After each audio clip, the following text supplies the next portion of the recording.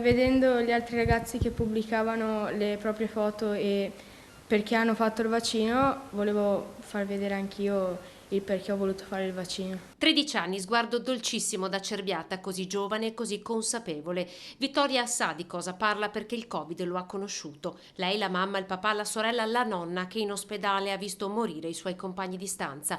Testa alta e sorriso in volto, così lancia un messaggio ai suoi coetanei dopo essersi vaccinata. Se avessi fatto anche il vaccino sarei riuscita a dare una mano anche ai dottori che ci aiutano a togliere questo virus. Voglio ritornare a scuola anche perché, visto che abbiamo fatto la DAD, anche certi rapporti magari si sono allontanati. Vittoria è una delle giovanissime testimonial della campagna vaccinale dell'ULSS.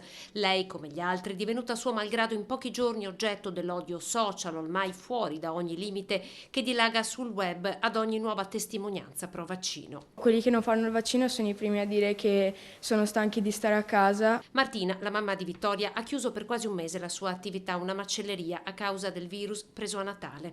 Durante il picco della prima e della seconda ondata portava la spesa a casa dei suoi compaesani ammalati, alcuni di loro non ce l'hanno fatta.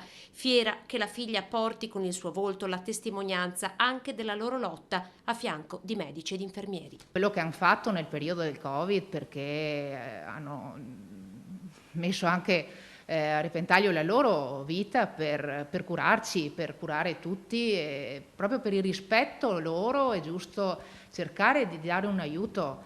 E se questa è una chance, è giusto approfittare di questo.